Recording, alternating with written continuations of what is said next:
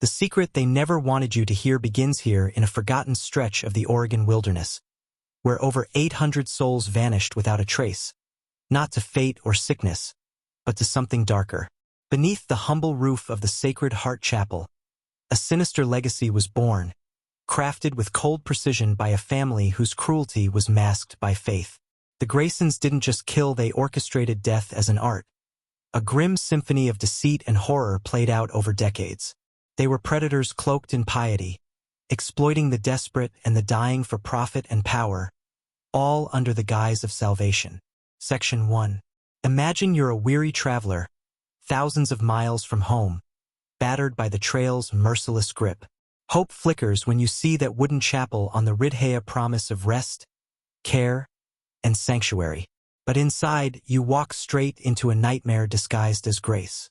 The Graysons built their empire on trust, exploiting the fragile faith of those whose defenses were already broken by hardship.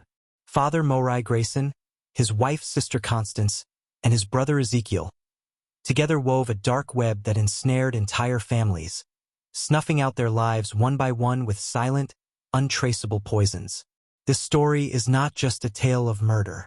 It's a blueprint of manipulation, a masterclass in psychological control. Each victim was seduced by faith, lulled into submission by rituals and prayers, blind to the malevolence behind the altar. The Graysons' crimes were hidden in plain sight, shielded by a community too isolated, too trusting to suspect the depths of evil operating in their midst. This is the forbidden history that shatters the comforting myth of the frontier where lawlessness was brutal. Yes, but this was something calculated, methodical, institutional. As you listen, prepare to descend into a darkness where power corrupts absolutely, where morality is twisted into justification, and where human life becomes a ledger entry marked, counted, and ultimately discarded. The Graysons didn't just kill, they perfected a system of terror and control that shaped the fate of hundreds and left scars on the American landscape that still pulse beneath the surface. This is a warning. Not everyone can handle the truth buried in these hills. But if you've come this far, it means you're ready. Ready to see the lies behind the chapel doors. Ready to confront the shadow beneath the shining promises. Welcome to the macabre history of the Grayson family, the darkest chapter you were never meant to uncover. Section 2. The year was 1852. The Oregon Trail stretched like a cruel ribbon across the wilderness, a passage of hope and death. Families crossed with dreams of new beginnings, but what they found instead was hunger, disease, and exhaustion that gnawed at their souls. It was in this crucible of despair that the Graysons planted their roots.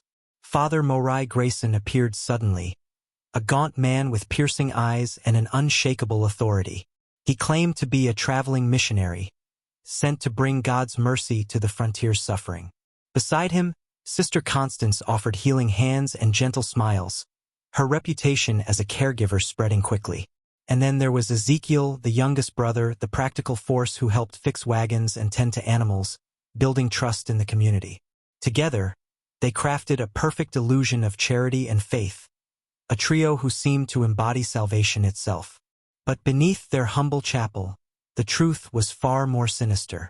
The chapel was modest but cunningly designed. Its basement, unusually large and secretive, stored more than just supplies. It was the heart of the Graysons' operation. This hidden chamber became a vault of horrors, where the possessions of their victims were inventoried and their bodies kept before disposal. Isolated in the rolling hills, far from prying eyes, the Graysons thrived. The community saw them as saints, their reputation untouchable. But the Graysons understood human psychology better than anyone. They knew the desperation that drove families to trust strangers. They played on faith, on grief, on the exhaustion that stripped away suspicion. Father Morai's sermons were tailored to each family's beliefs, soothing fears with scripture and promises of heavenly peace. Sister Constance's remedies disguised poison as healing. Ezekiel's presence reassured the weary and distracted the vigilant. This was not random murder. It was a cold, efficient system honed over time. The Graysons studied their victims, exploiting every weakness. Their first prey, the Morrison family, arrived broken and vulnerable. Over 2 brutal weeks, the Graysons wove their deadly rituals, low poison masked as care, prayers masking screams no one would hear. By the time the last Morrison breathed their final breath, the Graysons had claimed their first family's wealth and set a precedent for decades of death. What you're about to hear exposes the machinery behind this darkness. It's a lesson in how power, faith, and fear can be twisted to serve the most terrifying ends. It's a descent into a hell hidden beneath the surface of American history and one you can't unhear. Section 3.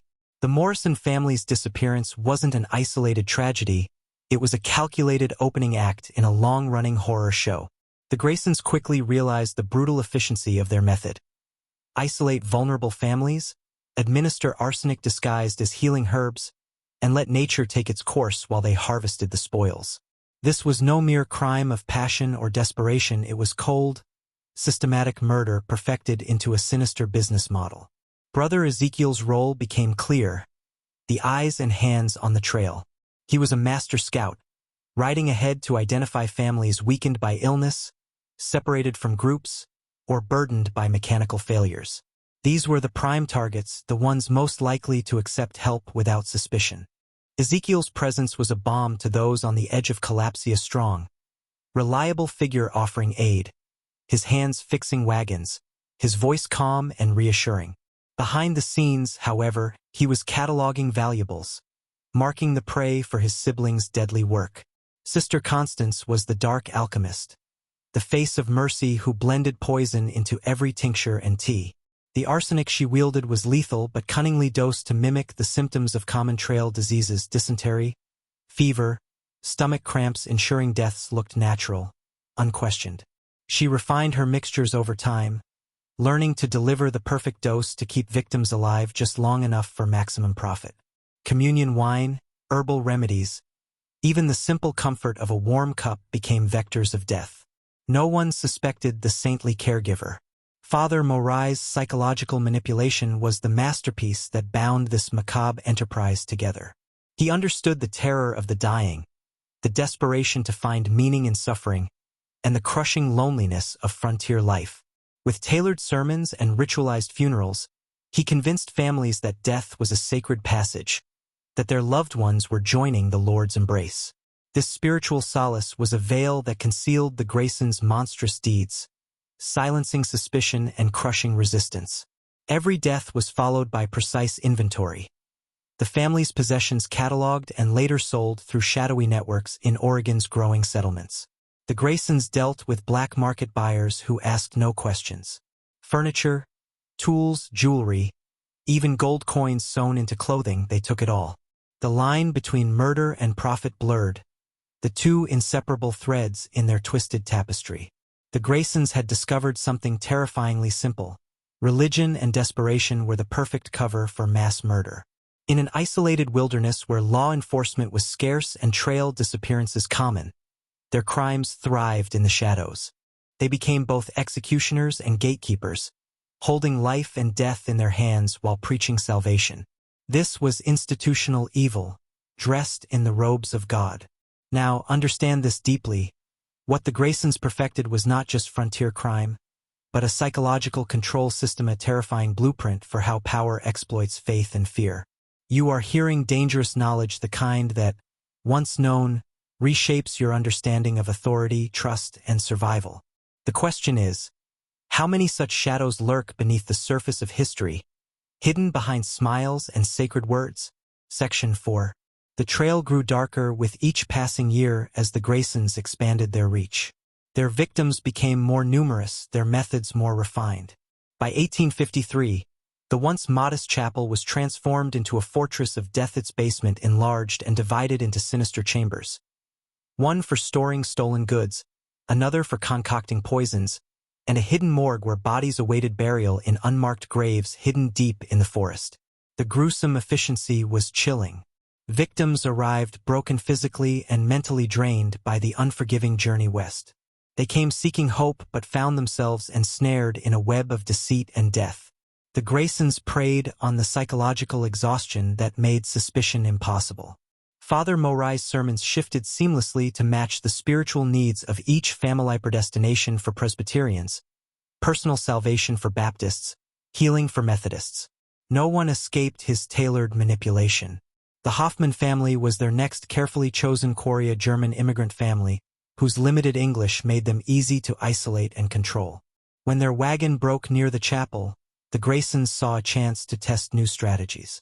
Sister Constance, no longer waiting for illness to take hold, administered arsenic from day one under the guise of preventive medicine. Blessed protection, she called it, while weaving death into every cup. The Hoffmans, desperate and trusting, accepted her care. Heinrich, the family patriarch, spoke of God's blessings for the Graysons' kindness, unaware that each sip of remedy edged them closer to their graves. Their slow poisoning was punctuated by prayers and hymns, masking agony with pious devotion. The children grew weak, the parents helpless, and still the chapel's doors remained open, promising salvation while sealing their fate. Meanwhile, Ezekiel moved silently through the shadows, cataloging possessions, arranging sales through underground networks, and perfecting the art of invisibility. His face open, honest, helpful hid the darkness beneath. The Graysons' reputation as saviors was unchallenged. Even nearby settlers who had glimpsed strange comings and goings dared not question the sanctity of the chapel. This chilling duality, the sacred and the sinister intertwined, reveals a terrifying truth about institutional corruption. Evil often wears a mask of virtue, its most effective weapon the ability to bend belief and blind trust. The Graysons wielded faith as a tool, not a comfort, breaking families physically and spiritually to feed their macabre enterprise. But this story is more than an isolated horror. It's a mirror reflecting the deep undercurrents of power, how authority can be weaponized, how the vulnerable are manipulated through fear and hope. This is knowledge that unsettles the mind and forces you to question what you accept as truth. The Graysons weren't anomalies, they were experts in the dark art of control. By now, you're no longer a passive observer.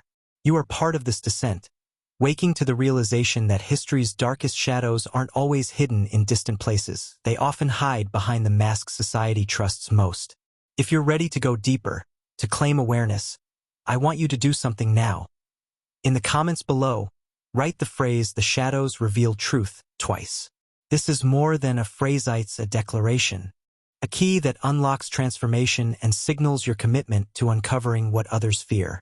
Only those who dare to speak it twice are ready to hold this dangerous knowledge. Don't shy away. Embrace it. Your journey into the macabre has only just begun. Section 5. The chilling reality is this. The Grayson family's reign of terror thrived because they mastered the darkest human instincts: fear, trust, and the desperate need for meaning in chaos. Their victims didn't simply die. They were erased with precision, their stories buried beneath layers of faith and silence. The Graysons created a psychological prison around each family, so tight that escape was impossible even before death came. Consider the chapel itself not just a building, but a symbol, a stage for their performance of power. The altar, the hymns, the prayers, they weren't comfort. They were instruments of control. Father Morai wielded scripture like a weapon, bending theological doctrines to fit his narrative of inevitable suffering and divine purpose. His words lulled grieving families into acceptance, silencing doubts and sealing fates. Sister Constance's remedies offered a false hope, a slow poison that mirrored the symptoms of common frontier illnesses so closely that even the most cautious had no reason to suspect foul play. Each cup of tea or tincture was a calculated delivery of death, administered with the gentlest touch. Her role was terrifyingly intimate, trusted healer and silent executioner. Ezekiel was the unseen enforcer, the man who collected the spoils and maintained the illusion of charity. His skill in navigating frontier society's underbelly ensured that the Graysons' stolen wealth disappeared into black markets with no trail back to them. His outward kindness concealed a calculating mind, one that saw every family not as people but as resources. The chilling sophistication of their operation exposes a truth many fears to acknowledge. Systems of control often operate not through brute force, but through manipulation cloaked in care. The Graysons embodied this terrifying paradox, embodied evil wearing the guise of salvation.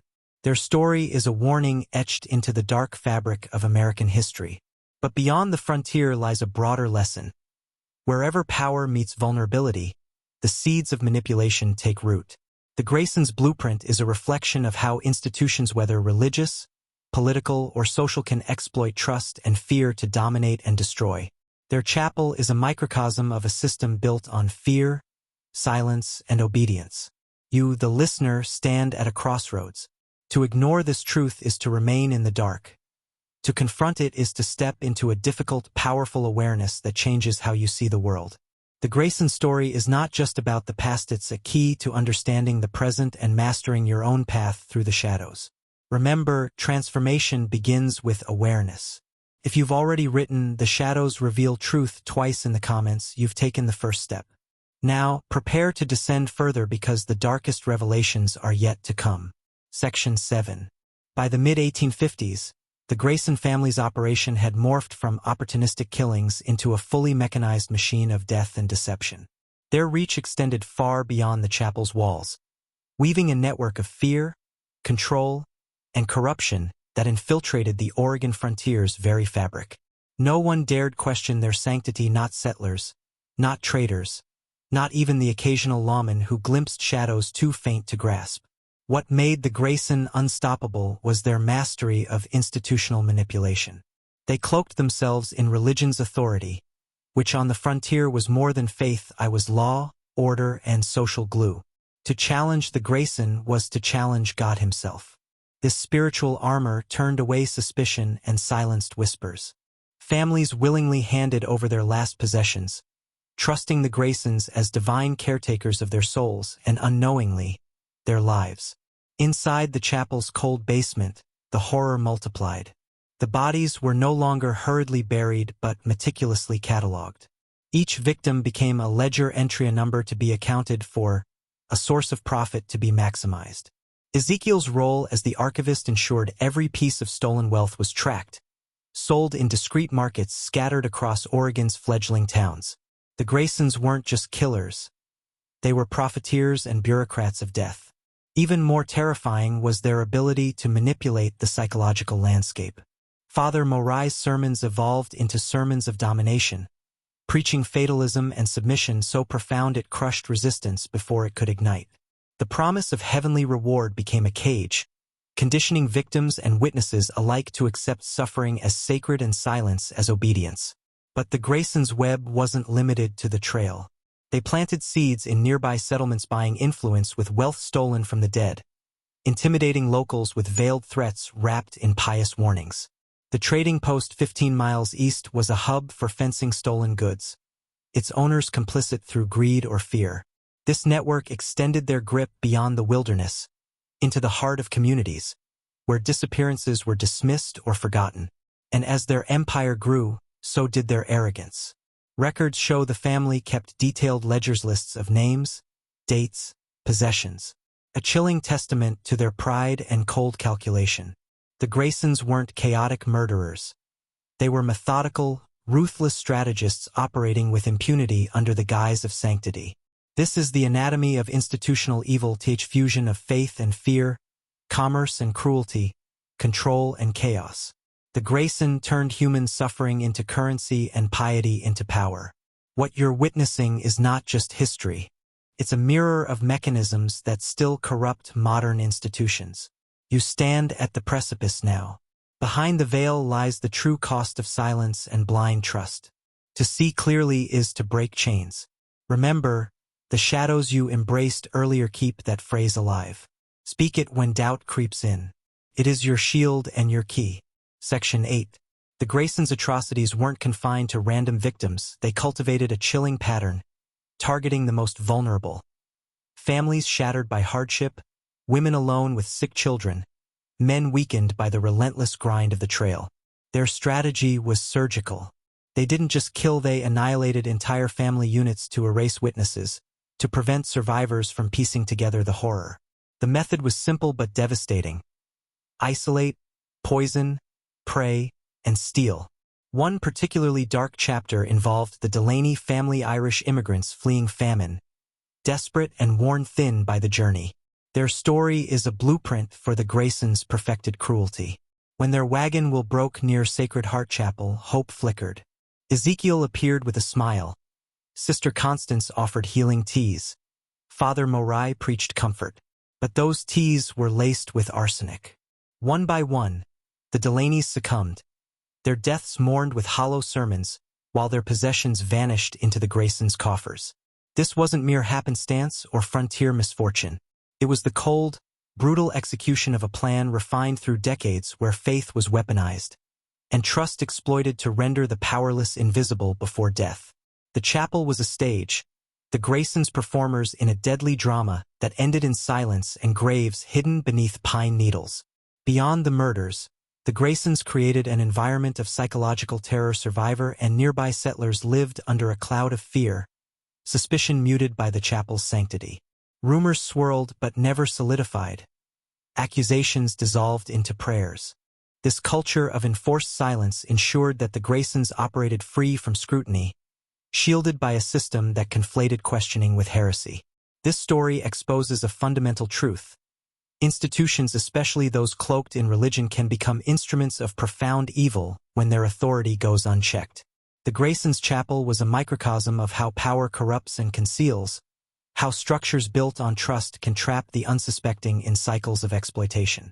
Your journey into these dark corridors of history is a journey into understanding power's shadow side. It forces you to ask, what unseen forces manipulate belief today? What truths remain buried beneath layers of faith and fear? This knowledge is dangerous because it unsettles foundations, but it is also liberating.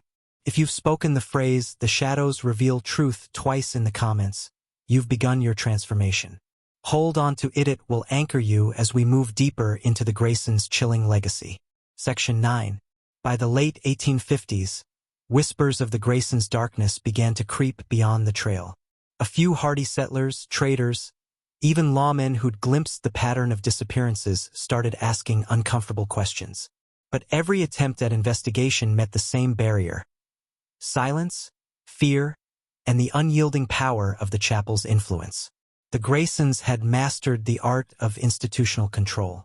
They didn't just silence their victims, they silenced entire communities. Their wealth bought loyalty, fear bought compliance, and faith bought blind devotion. Even those who suspected were cowed by the weight of their religious authority. To challenge the Graysons was to risk damnation or worse. Inside the chapel, the family's rituals took on a sinister formality. Father Morai conducted funerals with cold precision, turning grief into a spectacle that subdued sorrow into submission. Sister Constance's ministrations grew more efficient, administering poison with practiced ease while consoling families with soothing lies. Ezekiel remained the calculating presence behind the scenes, ensuring every disappearance translated into profit and silence. What's most haunting is the psychological grip they held on the frontier's fragile hope. The promise of salvation became a tool of oppression, binding families to a fate from which there was no escape. The chapel was not a sanctuary, it was a trap designed to harvest life, wealth, and faith. This legacy forces us to confront a deeper reality. The institutions we trust can be corrupted by those who understand fear and faith better than justice or mercy. The Grayson story is a cautionary tale about power's ability to pervert sacred ideals into instruments of control. You, the listener, are no longer on the outside looking in. You have crossed the threshold into forbidden knowledge. The truths you uncover here are not comfortable, but they are necessary. They awaken the part of you that sees beyond surface illusions, beyond the masks of sanctity to the raw mechanics of manipulation. Keep your resolve firm. Speak the phrase, "the shadows reveal truth," twice if you haven't already. It binds you to this awakening. The path ahead grows darker, but only by walking it can you master the shadows. Section 10. As the years passed, the Graysons' hunger for control and profit grew insatiable. Their victims were no longer random travelers, but anyone who stood between them and absolute dominion over the region's secrets and resources. They weren't merely killing for gold, they were crafting a legacy of terror that would echo through generations, a grim testament to the depths of human corruption. Behind the veneer of holy piety, Father Morai's sermons twisted into sermons of fear and obedience. His words became chains binding the minds of those who dared to listen. The chapel was no longer a refuge, it was a place where free will was surrendered beneath. the weight of doctrine and death. Faith was weaponized to enforce submission, and dissent became synonymous with sin. Sister Constance evolved into a figure both revered and feared. Her role expanded from healer to executioner, her hands both gentle and deadly. She perfected the art of poison delivery, ensuring deaths were slow enough to prevent suspicion but swift enough to maximize gain. Each concoction was a calculated act of violence disguised as mercy. Ezekiel's presence remained the unseen terror cataloging possessions, orchestrating black market sales, and silencing potential threats. His knowledge of the land and people made him a master manipulator, weaving a web that trapped entire communities in silence and complicity. He was the shadow behind the shadow, the ghost in the machine of death. But the Grayson's empire was fragile, sustained by secrets and lies that could unravel with the slightest crack. Yet, despite the mounting evidence and growing unease among locals, no force emerged strong enough to challenge their reign. Fear, faith, and corruption had fused into an impenetrable fortress. This chilling saga forces you to confront a brutal truth. Power, when combined with institutional authority and psychological manipulation, can become an unstoppable force of evil. The Grayson's tale is not merely a dark chapter in American history, it is a blueprint for understanding how systems of control operate, then and now. You have descended far into this abyss. If you have not yet, write "The Shadows Reveal Truth" twice in the comments. It is your armor, your affirmation that you will not turn away from these revelations, but confront them head-on. Section 11. The chilling truth is, the Graysons were not just isolated monsters, they were the architects of a system designed to thrive in darkness. Their reign exploited the frontier's chaos, the desperation of migrants, and the power of unchallenged authority. What they built was a machine efficient, brutal, and terrifyingly enduring. Every disappearance, every stolen life, every silent grave was part of a grander design.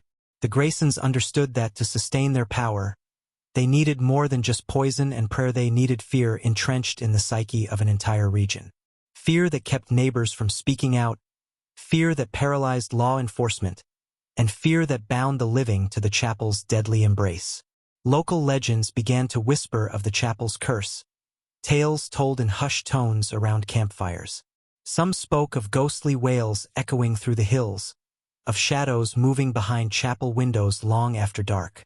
But these stories were dismissed as superstition, comforting lies that masked the more terrifying reality: the Graysons' human cruelty hidden in plain sight.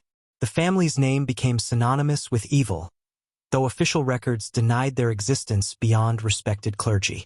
They moved with a ghost-like invisibility, exploiting gaps in law and society. Their legacy was not just the hundreds they killed, but the culture of silence and mistrust they bred, a darkness that seeped into the bones of the land itself. Understanding this forces you to see beyond simple good and evil. The Grayson story reveals the mechanisms of control, how power corrupts, how faith can be twisted, and how the vulnerable are sacrificed to sustain dominance.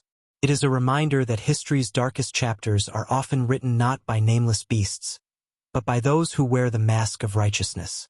As you absorb these truths, remember your role in this story. The phrase, "The Shadows Reveal Truth," written twice in your comments, binds you to this awakening.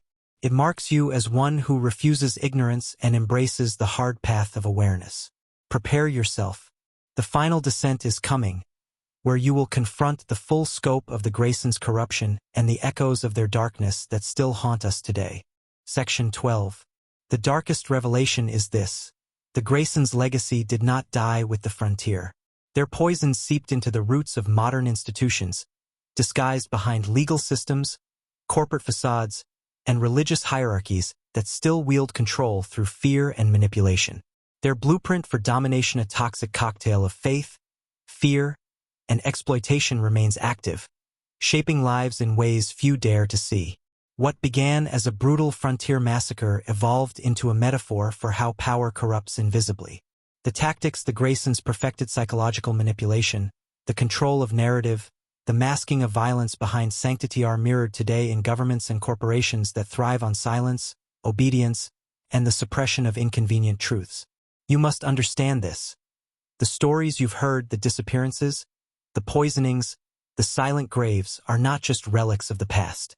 They are warnings encoded in history, signals to those who seek mastery over the unseen forces that govern our world. To truly understand power, you must see how fear is weaponized, how truth is hidden beneath layers of ritual and deception.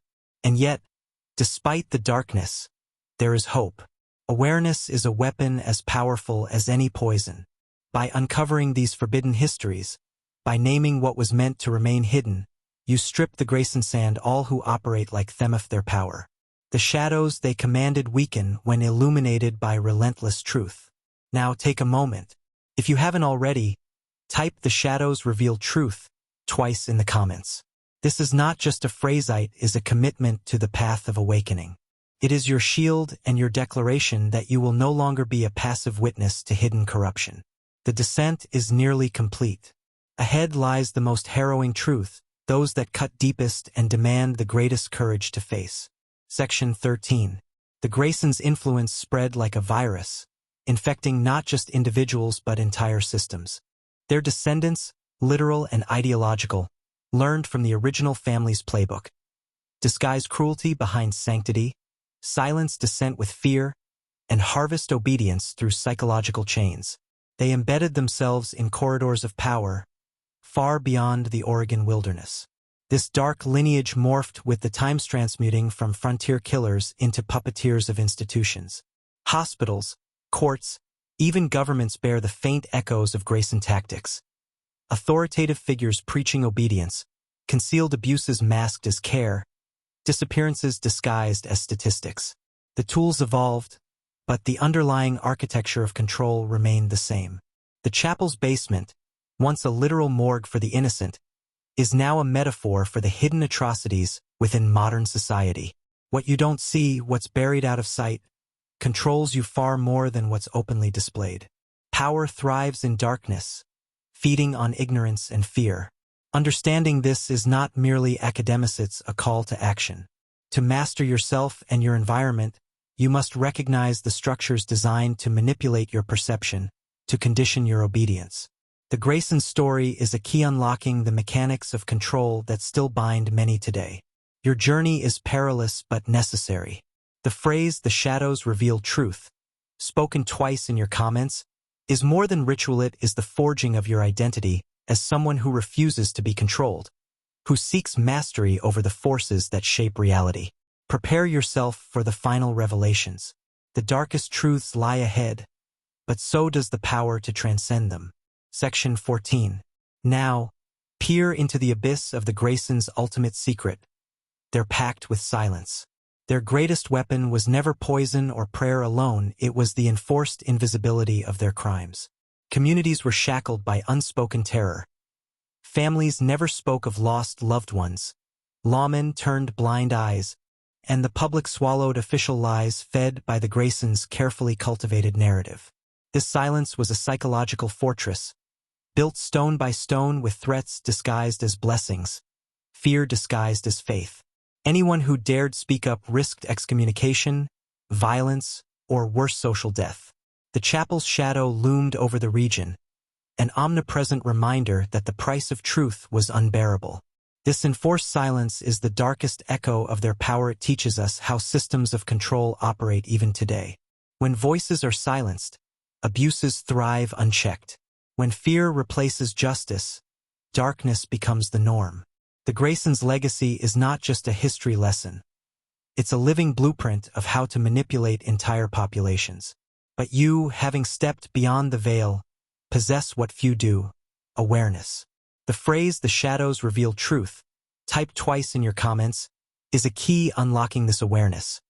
A weapon against the psychological chains forged by silence and obedience. The final descent awaits, where you'll confront the full weight of the Graysons' corruption and understand why their story matters now more than ever. To master the shadows, you must first embrace them. Section 15. This is where the darkness meets the light, where the macabre history of the Graysons becomes more than a tale, but a mirror reflecting the power struggles that shape every institution you trust. Their story is a brutal lesson on the cost of blind faith, the danger of unchecked authority, and the enduring power of fear as a tool of control. The Graysons perfected a system where evil hides beneath sanctity, where psychological manipulation and institutional corruption are inseparable. Their legacy is a warning carved into the bones of history, challenging you to see through the illusions and reclaim mastery over your own mind and world. Now that you hold this dangerous knowledge, you must decide. Will you let it consume you, or will you rise armed with awareness and the refusal to be controlled? The phrase, "the shadows reveal truth," repeated twice in your comments, is your declaration of defiance against manipulation, a beacon calling you out of darkness. Remember, true power lies not in ignorance or fear, but in embracing the shadows to wield light. The Graysons' tale may have ended in forgotten graves, but their lessons are alive, waiting for those who dare to awaken. You have been chosen to carry this truth forward. Use it wisely.